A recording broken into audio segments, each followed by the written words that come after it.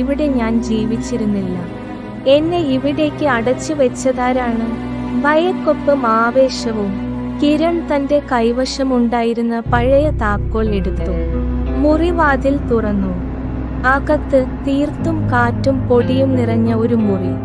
മുറിയുടെ കോണിൽ പഴയ കാല ചാരപടലമായ ഡ്രസ്സിൽ ചുവപ്പ് കണ്ണുകളുള്ള ഒരുവളെ കിരൺ കണ്ടു. അവൾ നിൽക്കാതെ അവനെ നോക്കി. നീയും കാണുന്നു അല്ലേ? ഇനി നിന്നെ കാണാൻ ഞാൻ മാത്രം മതിയാകില്ല.